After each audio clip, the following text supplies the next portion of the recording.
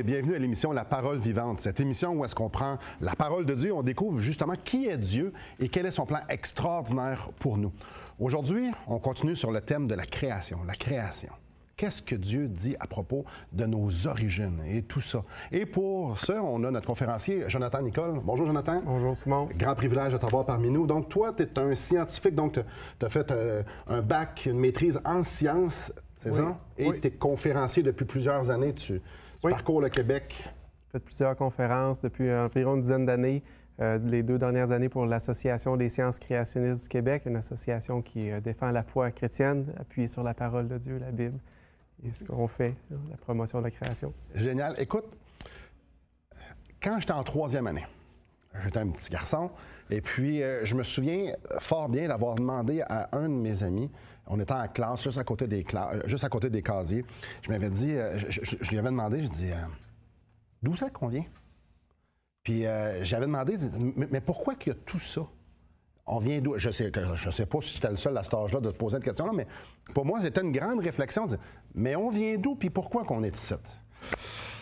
Aujourd'hui, c'est de ça qu'on va parler, n'est-ce pas? Oui, l'origine de la vie. Oui.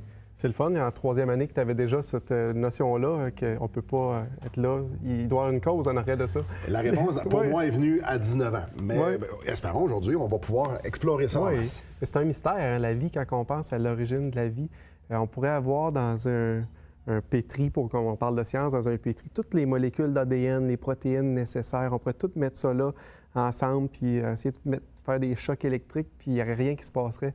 À part le conte Frankenstein, là, la vie, elle n'apparaît pas comme ça. On n'est pas capable de la reproduire. C'est mystérieux, puis c'est quelque chose d'important aussi. Puis c'est un point à ne pas manquer dans le débat de création-évolution. Souvent, les évolutionnistes vont vouloir mettre ça de côté puis dire « Oh, mais là, on ne le sait pas, on va continuer nos recherches, puis on va finir par le découvrir. » Mais c'est le départ de tout. Si on veut qu'il y ait une évolution biologique, qu'une bactérie se complexifie, devienne un poisson, un amphibien, un reptile, un oiseau, un mammifère, un primate, un homme-singe, un homme, on voit toute la progression. Et ça prend un point de départ, ça prend la vie. Il faut que la vie soit là. Puis présentement, c'est un mystère. C'est une partie importante du débat à ne pas mettre de côté. Pour un créationniste, Dieu est l'auteur de la vie. C'est lui qui l'a créé dans sa complexité et dans sa beauté. C'est lui qui l'a créé. Mais pour l'évolutionniste, je te coupe un peu la parole, là, mais l'évolutionniste, lui, ça prend, comme nous, comme tu viens de dire, nous, la vie prend origine en Dieu. Mais la vie, elle vient d'où? C'est une bonne question. Présentement, ils ont des hypothèses.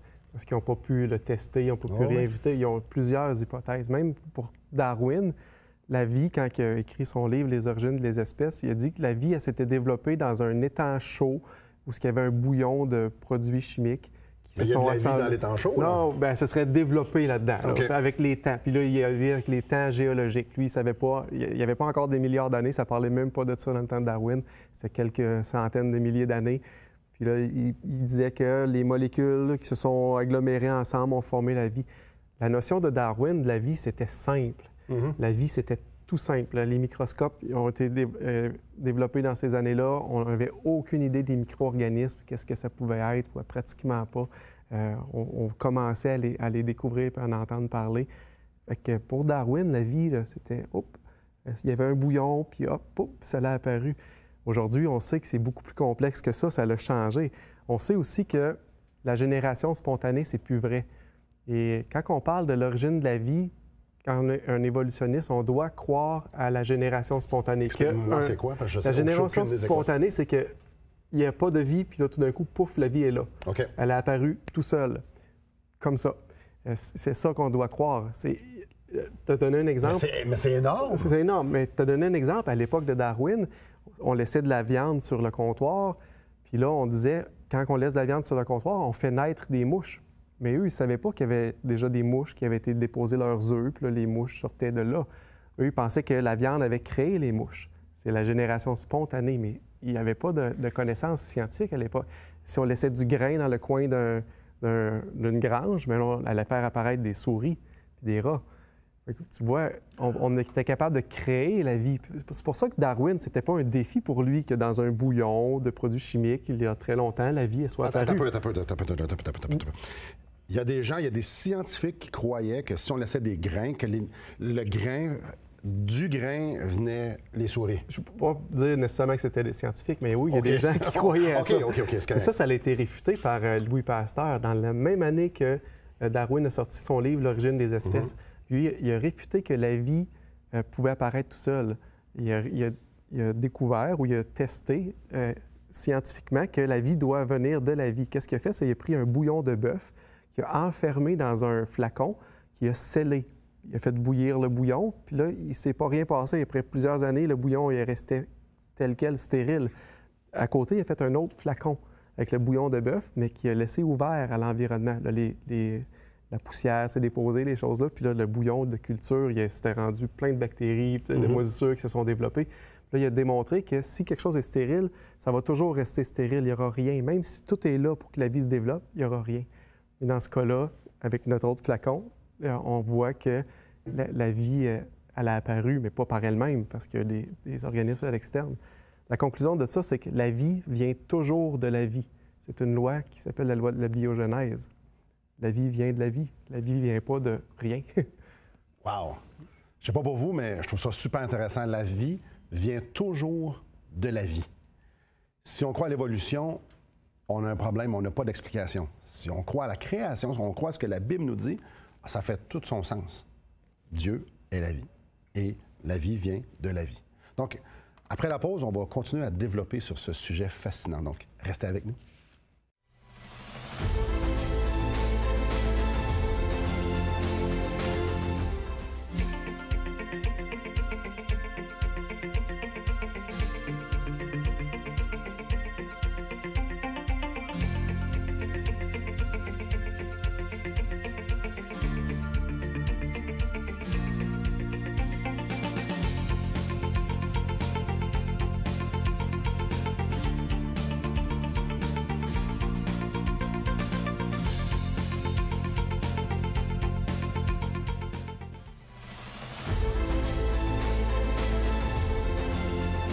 Comme on vient de mentionner, la vie vient toujours de la vie. Les évolutionnistes, est-ce qu'ils ont des hypothèses? Parce que quand même, ils veulent sûrement se donner une réponse à ça.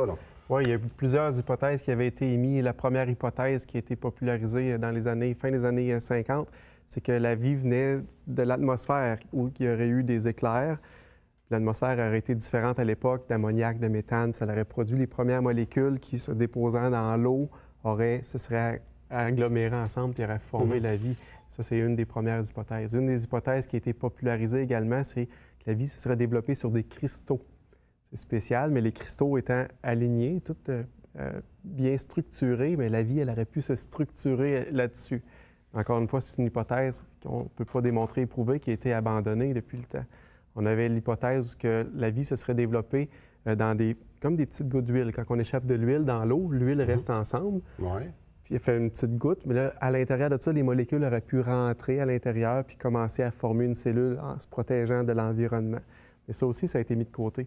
Mais là, l'hypothèse, présentement, que les scientifiques explorent le plus et qu'il y a le plus d'argent de dépenser, c'est que la vie vient de l'espace. On a pris le problème qu'on a sur la Terre, on ne sait pas d'où la vie peut venir sur Terre, puis on l'exporte à l'extérieur, ce qui va la rendre encore plus difficile à expérimenter puis à tester, parce qu'on ne pourra pas être là pour le voir. Et ce qui me fascine encore et encore et encore et encore, je vais essayer de garder mon calme, c'est que c'est exactement ce qu'on croit. La vie vient de l'extérieur de nous. On ne dit pas de l'espace, nous on dit à l'extérieur de la création. Oui. Donc, eux, ce que je comprends bien, Simon, calme-toi un peu, ce qu'eux disent, non, on n'est pas capable de l'expliquer, donc ça doit venir de l'extérieur. Et nous, on dit, non, nous, ça vient de l'extérieur. C'est Dieu qui a créé. C'est Dieu qui l'a créé. Donc, vraiment, il y a comme... ils sont bornés de dire, il ne peut pas y avoir de Dieu. Il y a mieux que ça vienne sur une autre planète ou ça vienne d'une autre ailleurs. Une civilisation extérieure ou... Ça, c'est correct. Ouais, ça, c'est correct. Mais pas de Dieu, par exemple. Qu'est-ce qui est spécial, c'est qu'on peut explorer jusqu'à un certain point. On peut aller sur la Lune, on a envoyé un robot sur Mars, on a réussi à faire atterrir une sonde sur une comète. C'est des choses qu'on peut faire, mais on va rester limité à notre système solaire pour les observations physiques sur place. On ne sera jamais capable d'aller sur une autre planète. Ils sont tellement éloignés de nous qu'on n'a pas assez de vie humaine pour se rendre. Et juste l'idée là-dedans, c'est, mais si eux autres qui ont la vie, puis notre vie, elle vient de leur vie, mais leur vie vient d'où? Oui, c'est ça. On voit le cercle qui finit pas. C'est ça. Parce qu'il y a des gens qui ne veulent pas croire que la vie pourrait venir de l'extérieur de l'univers. Si on se concentre même à regarder la vie ici sur Terre, puis on regarde la structure de la vie, puis la molécule qu'on connaît tous, l'ADN, c'est le code génétique, c'est la molécule de structure. Elle-même, elle est d'une extrême complexité et ça a été découvert seulement en 1953 par Watson et Crick. Ça faisait pratiquement 100 ans que Darwin avait mis son livre sur le marché, L'origine des espèces.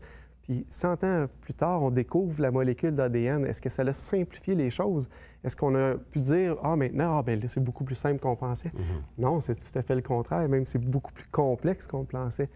Si on regarde l'ADN d'un être humain, j'aime ça, des chiffres, ça parle, c'est spectaculaire un petit peu. L'ADN d'un être humain, on pourrait tout prendre notre ADN, elle est compactée. On voit souvent la double hélice, mais cette double hélice-là est compactée. Puis on serait capable de prendre toute l'ADN de nos cellules puis la mettre dans 2 cuillères à soupe. C'est pas beaucoup pour toute l'information qui peut être contenue. Mais si on la déroule, cette ADN-là, on pourrait faire l'aller-retour d'ici à la Lune 150 000 fois. 150 000 fois. Ça, c'est ce qui est contenu en moi, là. Oui, si on déroulait notre ADN, puis on l'étirait 150 000 fois, 3 millions de fois le tour de la Terre, comme on veut. Mais ça, c'est l'information qui est contenue dans nos cellules. Si on réfléchit à ça un petit peu, c'est comme prendre l'ADN humaine, c'est comme si on prenait 500 livres de 800 pages en termes d'information qui est contenue à l'intérieur. Puis pour tout être vivant, c'est la même chose. L'ADN, c'est de l'information. Cette information-là est codée. Des fois, les gens y ont peur, puis ça a l'air compliqué. Je vais le rendre simple. C'est un code. L'ADN, c'est 4 lettres. A, T, C, G. C'est l'ordre dans lequel vont mettre. Ça va vouloir dire une signification, une différente signification selon l'ordre. Mais ça porte un message. Ce qu'il faut comprendre, c'est que tout code vient d'une intelligence. Tout message, toute information vient d'intelligence, ça ne vient pas par eux-mêmes. Si on prend l'ADN va coder pour des protéines, des acides aminés, il y en a 20 acides aminés qui vont former nos protéines. Ça ressemble un peu à l'alphabet. Tu vois un petit peu le lien du code. L'alphabet, c'est la même chose. Si je prends des lettres, est-ce que je peux les mettre n'importe comment? Le hasard va-tu me former un texte ou une phrase? Pas vraiment. Hein? Peut-être un mot, peut-être. Là, mais... C'est ça. Mais ça prend un ordre précis, ça prend un langage, ça prend quelqu'un pour le décoder. Si je prends les lettres de l'alphabet, puis je t'ai fait un exemple, je l'ai amené pour que les gens puissent bien le voir. Si je pige au hasard ce mot-là ici, ça fait « blume ». J'ai pigé des lettres de l'alphabet au hasard. Est-ce que ça veut dire quelque chose pour toi, « blume » ? Non, hein? On dirait que c'est « plume », mais qu'on a fait une faute, hein? Mais en fait, si tu n'as pas le langage, si tu ne connais pas l'allemand, ça ne veut rien dire pour toi. Si tu parles allemand, Blume, ça veut dire quelque chose. Ça va vouloir dire fleur. C'est la même chose avec l'ADN. Si on a un code, ça prend un code et quelque chose pour le déchiffrer. Un ne peut pas exister sans l'autre. C'est très important, ça. Ce qui rend la chose encore plus complexe quand on y réfléchit. Puis, ce qu'on sait aujourd'hui, c'est qu'aucun code ne vient du hasard. Le code de la route, l'alphabet, les langues, ça vient tout d'une intelligence. Quand on regarde à l'intérieur d'un être humain, à l'intérieur d'une bactérie, le même code est là. Puis celui-là, il viendrait du hasard. Ça prend de la foi. Ça prend de la foi. Ça prend de la foi. Ça prend de la foi. Merci beaucoup. On va prendre une pause. Ça prend de la foi. Ça prend de la foi de croire que des choses aussi complexes peuvent venir du hasard. Moi, je crois que Dieu existe et qu'il a tout créé. Je crois que la vie vient de l'extérieur de nous, l'extérieur de la création, et qu'elle a toujours été là, qui s'appelle Dieu. Après la pause, on s'en va dans cette direction-là. Donc, restez avec nous.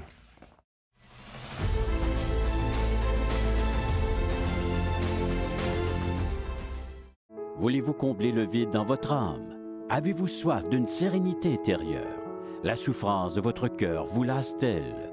Appelez dès maintenant pour recevoir gratuitement un évangile de Jean pour connaître l'amour de Dieu, un Nouveau Testament pour trouver des réponses à plusieurs de vos questions, le livre Destination finale pour comprendre la nécessité du salut et finalement la Bible et le salut qui nous explique comment recevoir Jésus. Contactez-nous à espoir.ca ou composez 1-877 l'Espoir. Donc, comme on l'a vu, tout code requiert une intelligence. Donc, ça prend quelqu'un, ça prend une intelligence supérieure pour pouvoir faire le code. Oui, plus que le code est complexe, on s'entend plus que l'intelligence était grande. Quand on regarde à l'ADN... Attends un petit peu. Oui. Plus que le code est complexe, plus que la personne qui l'a, ou l'être, ou ça doit requérir une intelligence capable non seulement de le comprendre, mais de l'inventer, de le créer. Exactement. Je voulais juste remettre oui. le souligner ici. Oui, fait que si on regarde l'ADN, qui est le code le plus complexe qu'on peut imaginer, le code de la vie, le code de l'hérédité, comment est-ce qu'il pourrait, lui, arriver par hasard? C'est une bonne question. Moi, je n'ai pas à répondre à cette question-là. Je crois que c'est Dieu qui l'a fait. Mais pour un évolutionniste, il faut qu'il trouve l'origine de ça. L'origine de ça.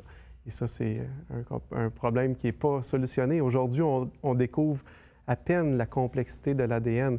On ne peut pas prendre l'ADN puis le lire comme un livre, de gauche à droite. Il y a une fonction qui est de gauche à droite, mais l'ADN peut se lire de gauche à droite, de haut en bas, selon la partie où elle va être exposée à son environnement, selon sa forme trois-dimensionnelle. L'ADN est polyfonctionnel. C'est comme si on pouvait lire notre livre de gauche à droite, de droite à gauche, d'en haut en bas, de tous les côtés. On pourrait lire la première lettre d'une page, la troisième lettre de l'autre page. C'est polyfonctionnel. C'est un code qui dépasse notre imagination. On n'a pas réussi encore à saisir. Oh, okay. On commence à comprendre qu'on ne comprend pas beaucoup. OK, d'accord. C'est ce qu'on connaît de l'ADN. Puis pour déchiffrer l'ADN, ça prend des mécanismes, ça prend des petites machines, des micro-machines qui sont très complexes et qui, pour exister, doivent toutes apparaître en même temps. Et ça, c'est un problème que les évolutionnistes ont également. Ça s'appelle la complexité irréductible. Je vais te l'expliquer. Je vois le point d'interrogation. Dans mes yeux, regarde, je... oui. Il y a des choses complexes qu'on ne peut pas réduire. Puis je vais l'imager avec toi. Je vais te laisser prendre ça, fais attention de ne pas te pincer les doigts. Avec une trappe à rats. Oui. Une trappe à rats, on s'entend, on est capable de réaliser que quelqu'un l'a conçue. Hein? Elle n'a pas apparu seule. Il y a une intelligence en arrière de ça. Même si c'est simple. Oui, c'est simple. Il y a quoi, c'est quoi les morceaux qu'on peut voir sur la trappe? Moins d'une dizaine. Oui, c'est ça. La plaque de bois, on a le ressort. Le ressort. On pourrait le déclencheur. C'est ça. Fait qu'une dizaine. Est-ce qu'on est capable d'enlever un morceau de la trappe à rats et que la trappe à rats continue à fonctionner? Pas comme une trappe à rats. Non, c'est ça, elle n'aura pas sa fonction. Mais c'est la même affaire dans le vivant. Il y a des choses qui sont complexes, qu'on ne peut pas enlever un morceau. Donc, ils doivent arriver tout en même temps pour pouvoir exister. La vie, c'est comme ça. Pour que la vie puisse exister, on ne peut pas juste commencer à ajouter un petit morceau, puis dans 3 millions d'années, on en mettra un autre. Il ne se passera jamais rien. Tout doit arriver en même temps. Mais même à l'intérieur d'une cellule, il y a beaucoup de machines comme ça qui doivent être là et présents, qui doivent arriver en même temps. Si je regarde ma trappe à rats, ils ne la vendront pas au magasin s'il n'y a pas l'amorce ou s'il n'y a pas la place pour mettre la pas. Ils ne vont pas la vendre. Ça a besoin de tous ces morceaux. Mais c'est la même chose avec la vie quand on pense à la vie. Tout doit être là en même temps. Ça augmente la complexité de ce qu'on connaît puis de ce qui a besoin d'arriver par chance, par hasard, non dirigé, pour partir de molécules chimiques, arriver à quelque chose de vivant. Et c'est là que je rêvais mon histoire de Frankenstein. Même si tous les morceaux sont là, est-ce que ça va apparaître à cause d'un éclair? Est-ce que la vie va apparaître? La réponse, c'est non. Ça prend beaucoup de fois. Ça prend beaucoup de fois. J'ai des petites statistiques qui sont quand même assez intéressantes. Si on croit à l'évolution, l'univers existe depuis 1, puis on pourrait rajouter 18 zéros secondes. Ça fait beaucoup de secondes, hein, avec 18 zéros. Le nombre de grains de sable qu'il y a sur notre planète, ce serait 1 avec 22 zéros. Fait qu'il faudrait, si on l'évite, il faudrait compter 10 000 grains de sable à la seconde depuis que l'univers existe pour pouvoir compter tous les grains de sable. C'est des chiffres énormes. Hein? Là, si on parle des gouttes d'eau, des gouttes d'eau qu'il y aurait sur notre planète, on aurait 1 avec 26 zéros gouttes d'eau. À la seconde? Non, ça, c'est le nombre. OK. Le nombre de gouttes d'eau. 1 avec 26 zéros. Si on regarde le nombre d'électrons qu'il y aurait dans l'univers, là, les électrons, c'est qu'est-ce qui tourne autour des atomes, là, les petites particules qui tourne autour des atomes. Encore là, je fais ouais. C'est ça. Mais on parle d'atomes, c'est tout petit. Là. Fait que là, on est rendu dans le vraiment petit, beaucoup plus petit que le goutte d'eau, beaucoup plus petit que le grain de sable. Ouais. Là, il y en a un avec 80 zéros qui sont en lignée.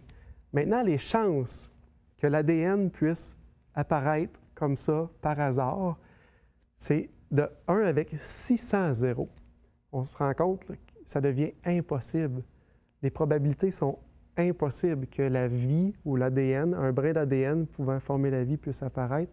C'est dans le domaine du mathématiquement, on n'est pas là. Il n'y a pas assez de temps dans l'univers pour que ces choses-là puissent arriver.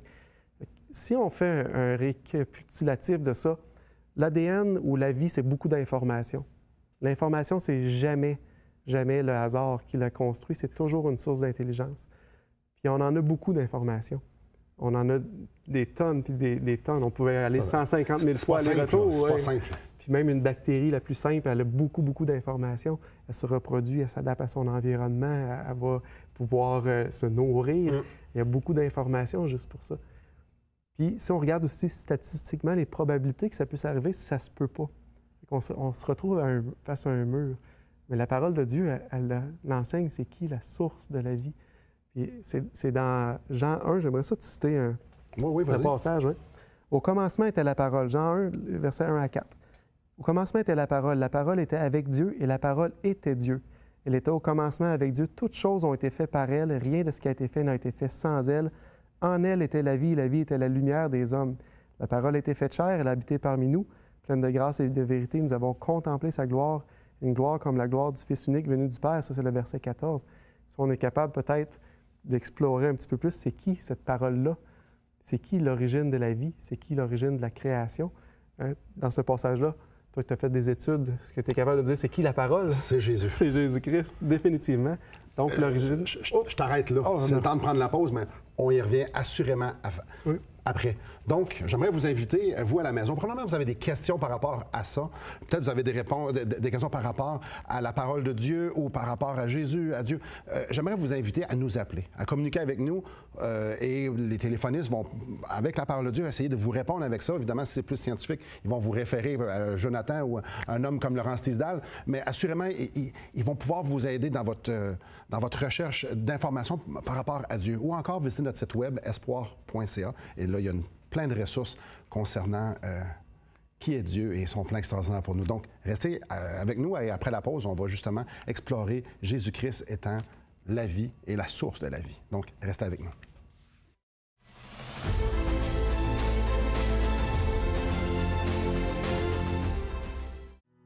Assistez à un merveilleux déjeuner de l'espoir dans votre région. Un invité vous racontera comment Dieu a transformé sa vie et comment son cœur, souffrant, a trouvé une joie indicible en développant une relation personnelle et intime avec Dieu et son Fils Jésus-Christ. Des églises locales organisent de tels déjeuners dans plusieurs régions du Québec. Découvrez où et quand vous pouvez assister à un déjeuner de l'espoir dans votre région en visitant le site espoir.ca et en cliquant sur l'onglet « Déjeuner ». Comme on vient de le lire, Jésus était avec Dieu, Jésus était Dieu, Jésus, c'est le Créateur. Oui, c'est ce qu'on doit comprendre. Hein. Quand on voit ça, Jésus est le Créateur. Donc, Dieu, ou Dieu le Fils, Dieu le Créateur, est celui, la parole incarnée qui a, par sa parole, créé toute chose. Puis on voit qu'en lui est la vie. Donc, Jésus est la vie. C'est spécial à juste prendre une seconde de réfléchir à ça. Le Créateur, dans le verset 14, s'est fait chair. Le Créateur a pris la place d'un homme sur la terre, il s'est fait chair. C'est pas un Dieu loin dans le ciel qui a créé les choses et qui a laissé toutes choses aller. Il a pris une place personnellement sur la terre.